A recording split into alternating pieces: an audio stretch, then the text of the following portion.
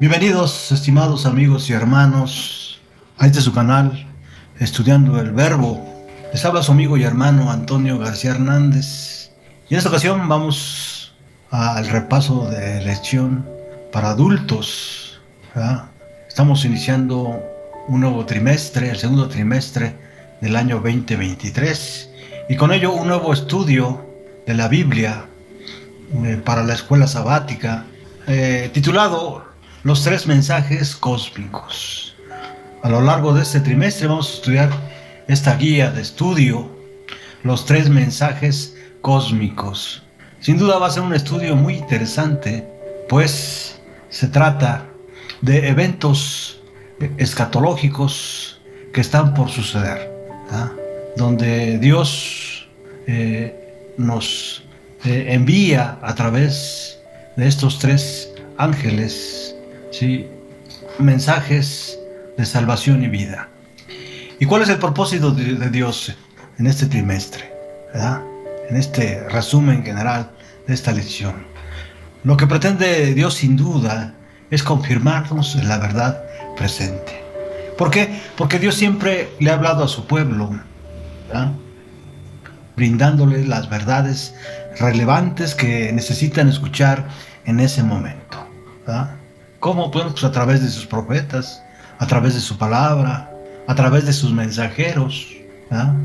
En estos últimos días de la historia humana, Él ha enviado un mensaje especial al mundo y a su pueblo, diseñado para satisfacer las necesidades de la hora. Él imagina este mensaje como si fuera llevado por tres ángeles volando en medio del cielo, con su mensaje urgente del tiempo del fin para todo el mundo. Los mensajes de los tres ángeles es el enfoque de nuestro estudio en este trimestre por Mark Finley, ¿verdad?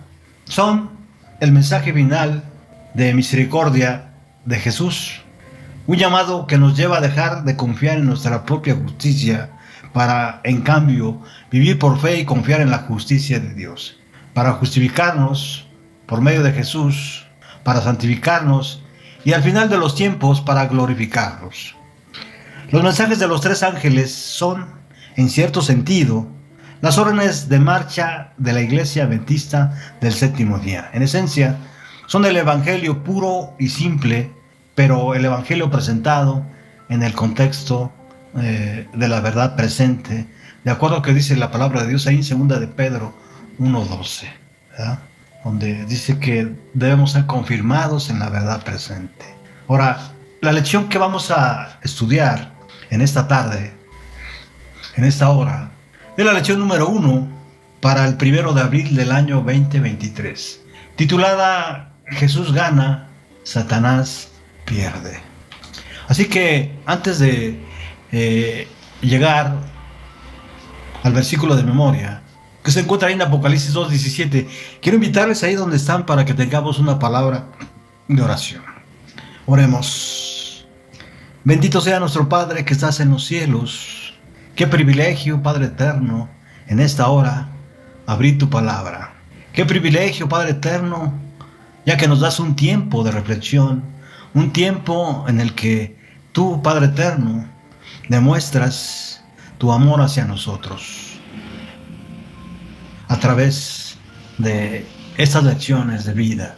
Qué privilegio tenemos, tu servidor y yo, más bien tu servidor y los amigos, hermanos, hermanas, amigas que han de escucharnos y que nos están escuchando en esta hora. Bendícenos, Padre eterno, habilítanos con poder para poder entender cada uno de estos mensajes que están diseñados sin duda, Padre eterno, para que podamos nosotros caminar en la luz. Gracias, Señor, por esta bendición tan grande. Gracias, Señor, por todas las cosas que nos das y cómo nos has guiado hasta aquí, Padre eterno. Porque te lo agradecemos, te lo suplicamos en los méritos de tu amado Cristo Jesús. Amén y amén.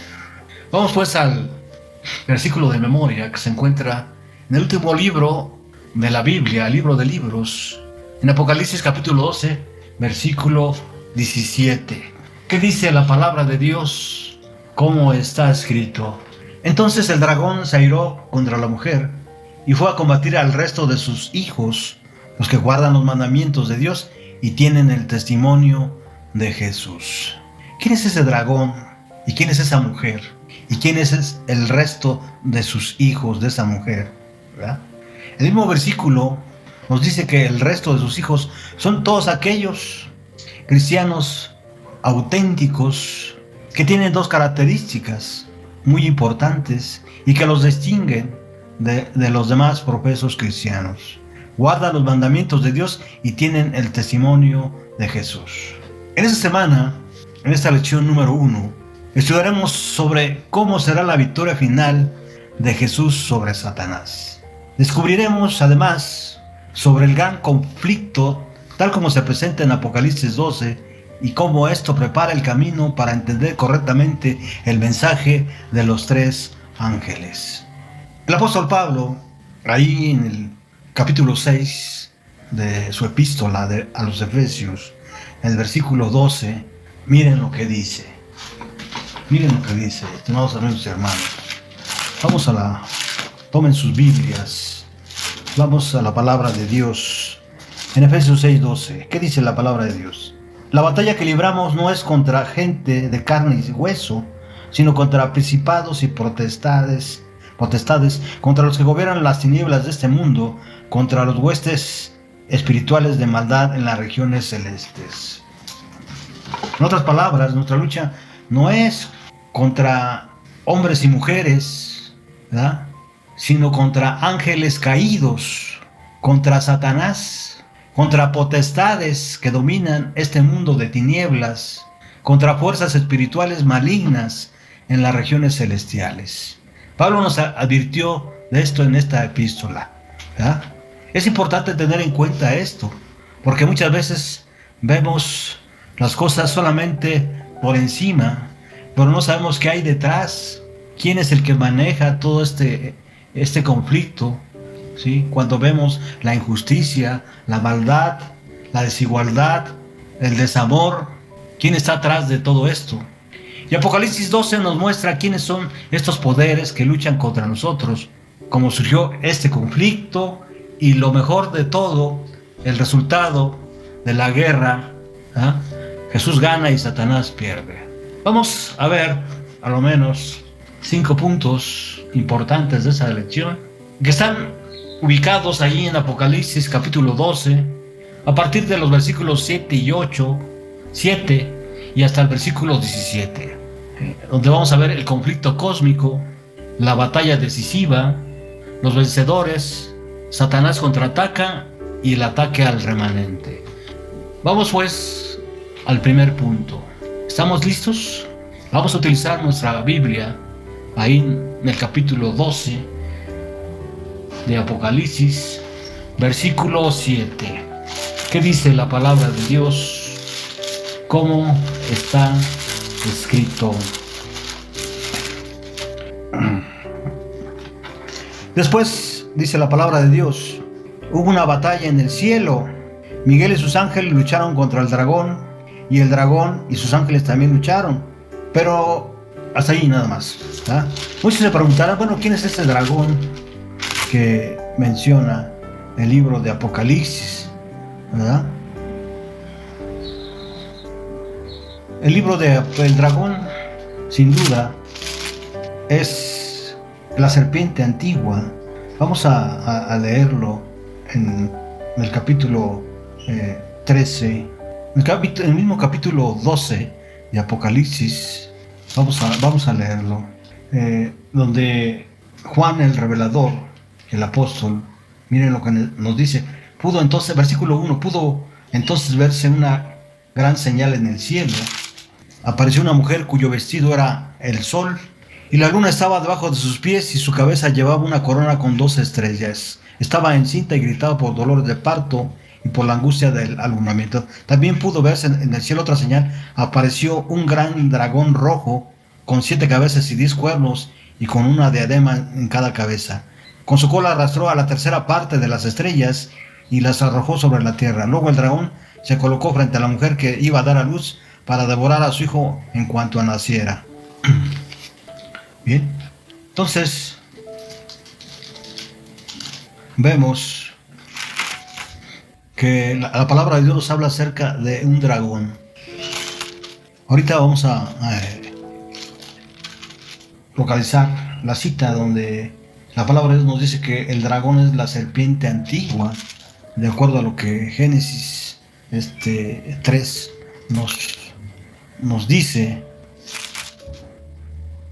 Así que veamos rápidamente qué nos dice la palabra de Dios. Vamos a seguir adelante. Ahorita vamos a localizar la cita. Sin duda, el libro de Apocalipsis está lleno de simbología, ¿verdad?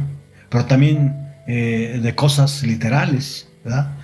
A través de símbolos, Apocalipsis 17, de 7 al 8, nos muestra un conflicto real que ocurrió en el cielo, donde hubo una batalla entre dos personas simbolizadas como Miguel y el dragón, y sus respectivos partidarios, ¿verdad? Sus ángeles. Miguel gana y el dragón es expulsado del cielo. Así dice la palabra de Dios. ¿Cómo surgió esta guerra? Lucifer, usando la libertad de elección con la que el Dios de amor le había creado, decidió tomar por la fuerza el dominio del universo. Vamos a esta cita que sin duda el propio Satanás no quiere que tú y yo tengamos conocimiento. Isaías 14, versículos del 12 al 14. Isaías 14, de 12 al 14. Miren lo que dice, la palabra es: ¿cómo caíste del cielo, lucero de la mañana?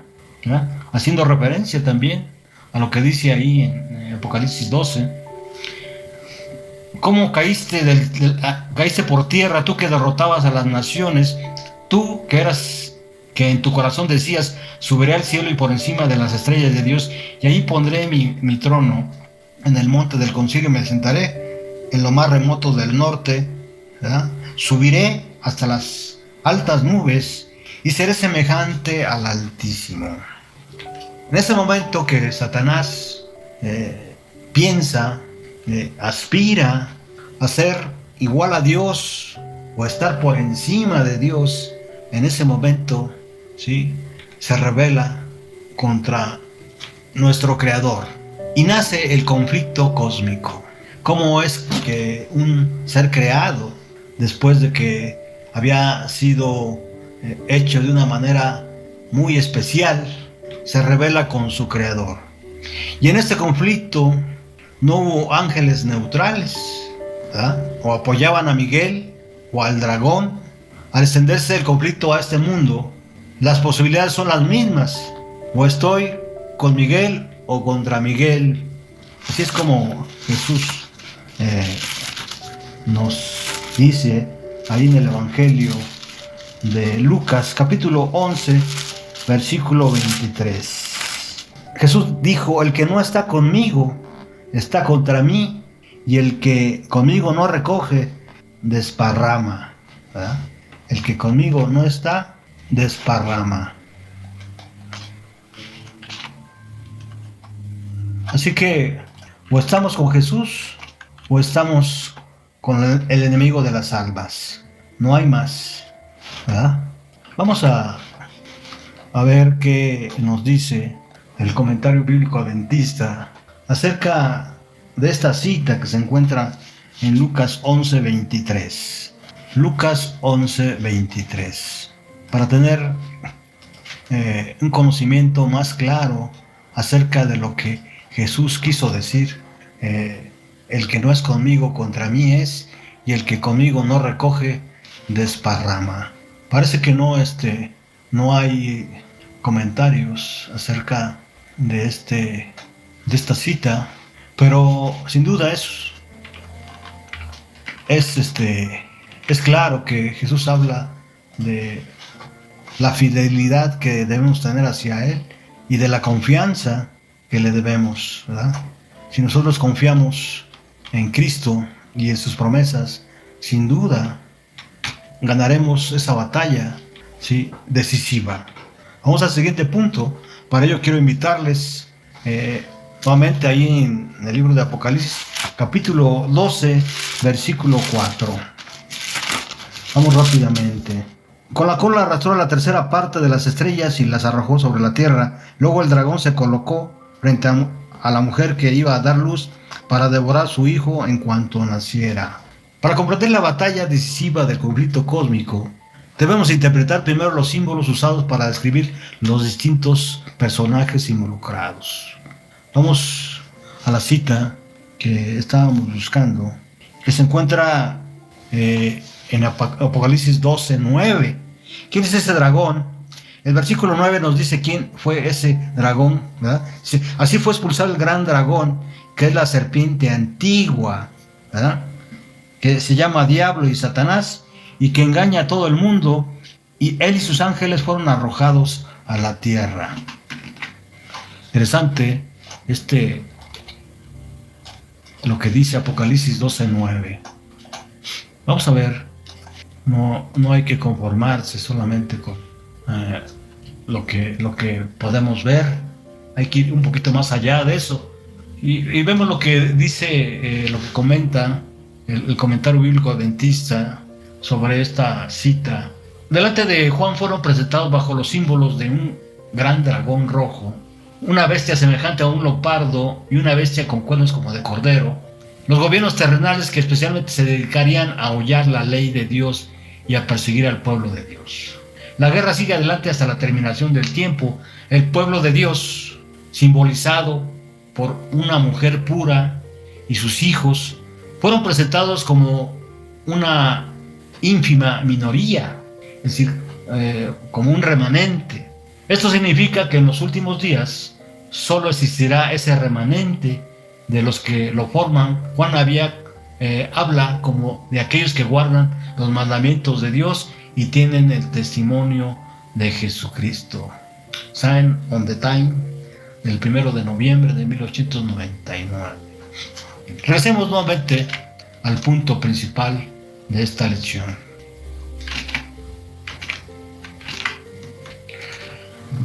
Entonces vemos que el primer personaje de esta cita está simbolizada por el dragón.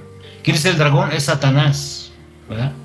Que se reveló en el libro ahí de Génesis capítulo 3 y convenció a Eva de comer del fruto prohibido. Ahora, el tercio de los ángeles, dice ahí en el versículo 4, con la cola arrastró a la tercera parte de las estrellas del cielo. Otro símbolo más que representa a los ángeles caídos, a los ángeles que apoyaron al rebelde, ¿verdad? Ahora, ¿quién es la mujer? La mujer es la iglesia de Dios, ¿verdad? Está simbolizada por la iglesia de Dios, tanto en el Antiguo Testamento como en el Nuevo. Vamos a confirmarlo. Vamos primero que nada al Nuevo Testamento, en 2 de Corintios 11:2. 2 de Corintios 11:2.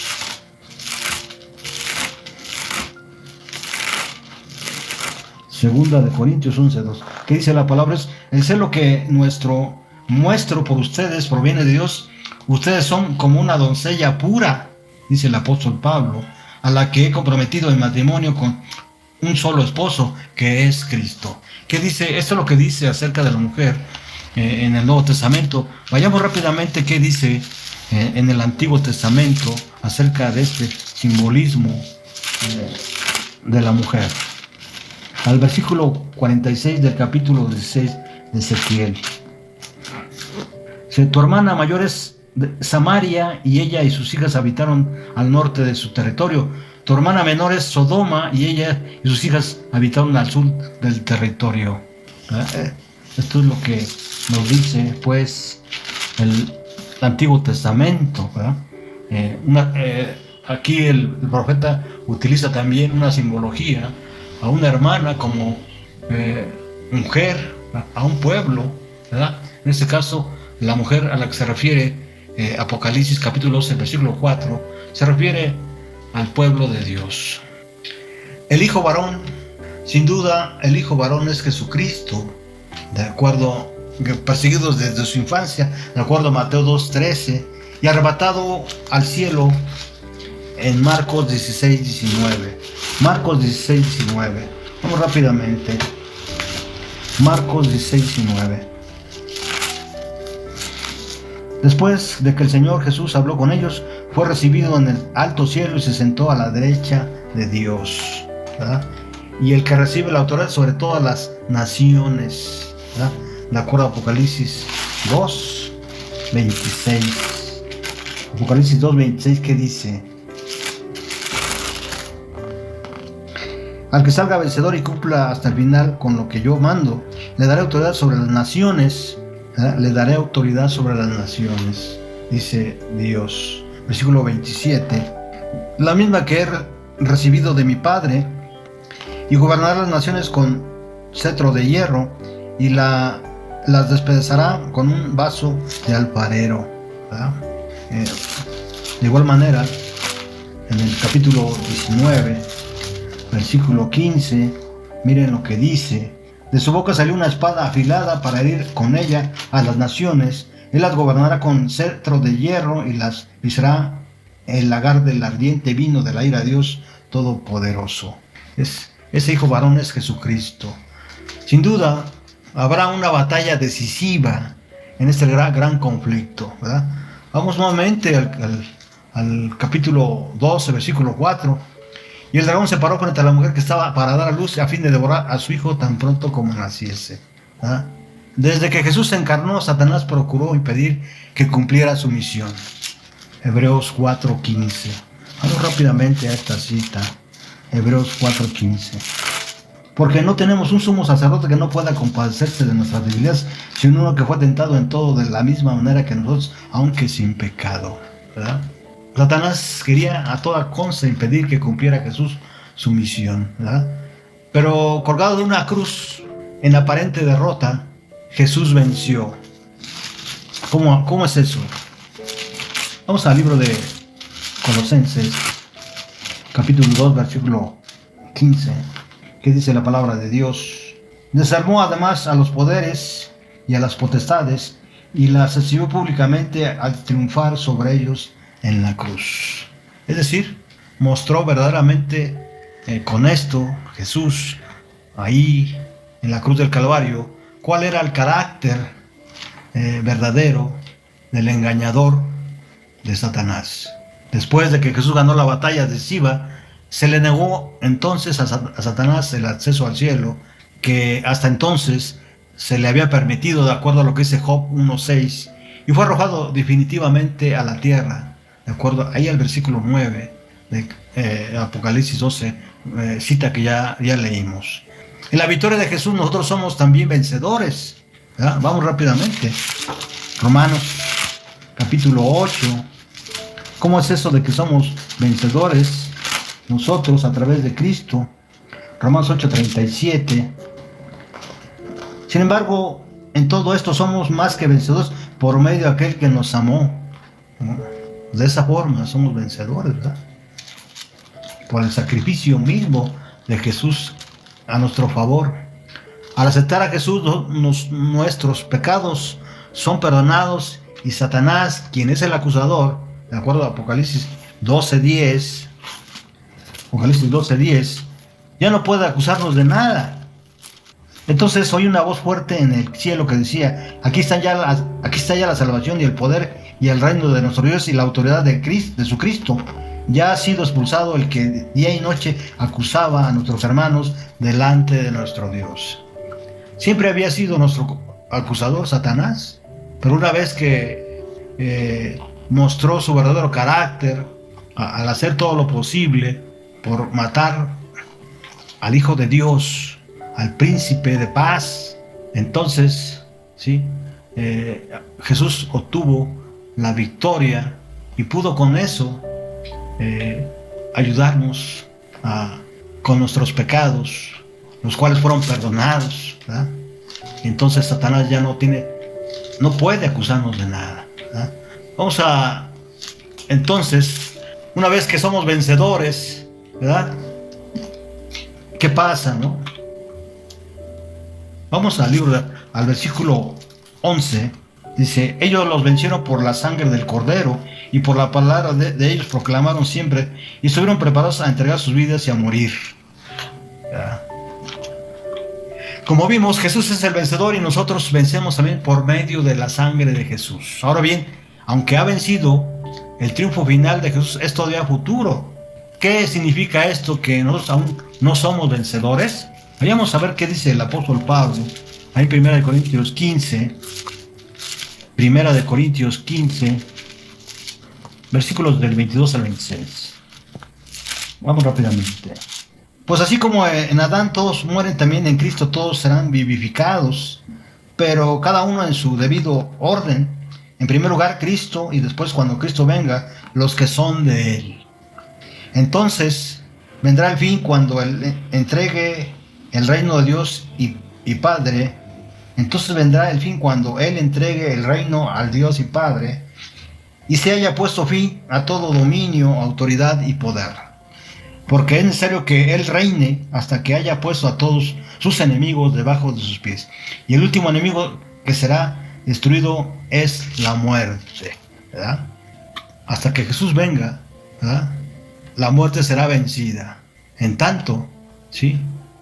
El triunfo final de Jesús y con Él y el nuestro está todavía en el futuro. Aunque el triunfo final es postergado, nuestra victoria no. Cuando aceptamos por fe lo que Cristo hizo por nosotros, nuestra deuda se cancela y somos perfectos ante los ojos de Dios. ¿Cómo es esto? Vamos a ver qué dice la palabra de Dios. Colosenses 1:14. Colosenses 1:14. En quien tenemos redención por su sangre, el perdón de los pecados. ¿Ah? Versículo 22. En su cuerpo físico por medio de la muerte, para presentárselos a sí mismo sin mancha e irreprensibles. ¿Verdad? Nos reconciliamos con Dios por medio de la muerte de Cristo. ¿Verdad? Somos más que vencedores, y al que vence a Dios le dará todas las cosas. ¿Verdad? Apocalipsis 21:7. El que salga vencedor heredará todas las cosas, y yo seré su Dios y él será mi hijo, dice la palabra de Dios. Pero Satanás no es un enemigo todavía derrotado y contraataca. Vamos nuevamente a Apocalipsis 12, capítulo 13. Apocalipsis 12, versículo 13, ¿qué dice? Cuando el dragón se dio cuenta de que había sido arrojado a la tierra, persiguió a la mujer que había dado luz al hijo varón. ¿Durante cuánto tiempo persiguió Satanás a la iglesia? Vamos al versículo 6. La mujer huyó entonces al desierto, a un lugar que Dios había preparado para que allí la alimentaran durante 1260 días. ¿Verdad? En profecía, los días se consideran años. ¿Sí? 42 meses. Apocalipsis 11:2, la ciudad será hollada. Y en Apocalipsis 13:5 se le dará autoridad de la bestia a la segunda bestia. Y cuando se cumplan los 1260 días, Apocalipsis 11:3, Dios enviará a 2 testigos vestidos de silicio a que profeticen durante 1260 días. Noten que 42 meses y 1260 días es el mismo tiempo o el mismo periodo profético. Y en Apocalipsis 12:6, la mujer que dio a luz a su hijo varón, el cual gobernará las naciones con cetro de hierro, ¿verdad? Pero su hijo le fue arrebatado para Dios y su trono. Más bien, el versículo ese es el versículo 5. El versículo 6 dice así: la mujer huyó entonces al desierto, a un lugar que Dios le había preparado para que ahí la alimentara durante 2060 días, que equivalen a tiempos y medio tiempo, de acuerdo a lo que dice Daniel 7:25, ¿verdad? Es el periodo que se le dará entonces autoridad a la bestia, ¿verdad? Y es el mismo periodo que la mujer permanecerá en el desierto, es decir, el pueblo de Dios permanecerá en el desierto. Ahora, 42 meses es igual a 1260 60 días, y eso es igual a tiempos y medio tiempo. Todos los periodos de persecución mencionados en Daniel y Apocalipsis coinciden, aunque son designados de distinta forma. Satanás contraataca, ¿verdad? Cuando el dragón se dio cuenta de que había sido arrojado a la tierra, persiguió a la mujer que había dado a luz a su hijo varón, ¿verdad? Al analizar la historia a la luz de los periodos proféticos, un día por año, de acuerdo a lo que dice Números 14:34 y Ezequiel 4:6, podemos establecer con exactitud el comienzo y el final de los 1260 años de persecución a los que Satanás sometió a la iglesia de Cristo, usando para ello un poder religioso corrompido y autoritario llamado el papado. Desde 1538 se elimina el último pueblo ostrogodo y el Papa obtiene el poder político de la ciudad de Roma. Hasta 1798, cuando el general Berthier, por orden de Napoleón, toma prisionero al Papa. Y durante ese periodo, los fieles fueron sustentados por Dios en el desierto, en lugares poco poblados, de acuerdo a Apocalipsis 12:6 y 14. Esto es en Estados Unidos, ¿verdad? Podemos estar seguros de que como Dios proveyó para su iglesia en esos momentos, Él hará lo mismo por el remanente fiel del tiempo del fin. Cuando en el libro de Apocalipsis vemos, ahí en el capítulo 2, versículo 13, que el dragón había sido arrojado a la tierra, ¿eh? Y que persiguió a la mujer que había dado a luz a su hijo, esta huyó al desierto, ya lo leímos. Eso significa que ella huyó a un lugar donde no estaba poblado, un lugar donde era virgen, un lugar donde podía libremente practicar su fe. Esto es en Estados Unidos. Y cuando nosotros conocemos la historia, los principios de los inicios, el nacimiento de este país, Estados Unidos, vemos que coincide con lo que dicen las profecías, ¿verdad? Y por último, estimados amigos y hermanos, el último punto se encuentra en Apocalipsis 12:17, donde Satanás ataca al remanente. Una vez que no tuvo éxito al perseguir al pueblo de Dios, ¿verdad? Una vez que no tuvo éxito para matar al Hijo de Dios, ¿verdad? Entonces se vuelve y se llena de ira contra la mujer, es decir, contra el pueblo de Dios, y se va a hacer una guerra contra el resto de ella, ¿verdad? ¿Qué significa esto? El resto de los que guardan los mandamientos y tienen el testimonio de Jesucristo, de acuerdo a Apocalipsis 12:7. A partir de 1798, el ataque de Satanás no se centra en todos los hijos, es decir, en todas las iglesias que surgen de la iglesia perseguida, sino en el resto, en el remanente, ¿verdad? Este es un pequeño grupo con dos características. Son aquellos que guardan los mandamientos de Dios y restauran la validez de la olvidada ley de Dios con esto, y tienen el testimonio de Jesucristo, es decir, son fieles a su Salvador. En Jesús, por Jesús, mediante Jesús y debido a Jesús, el remanente, por supuesto, tú incluido, ¿verdad? Tenemos la victoria asegurada, ¿verdad? Vamos a terminar este repaso. Ya nos extendimos un poco por la razón que estamos iniciando, ¿sí?, este trimestre, y tenemos que considerar, ¿sí?, en primer lugar, un resumen general de todo lo que vamos a estar viendo, ¿sí?, durante este trimestre, que sin duda va a ser muy interesante, pues hablar de profecía, sin duda, nos hace falta a la iglesia, ¿verdad?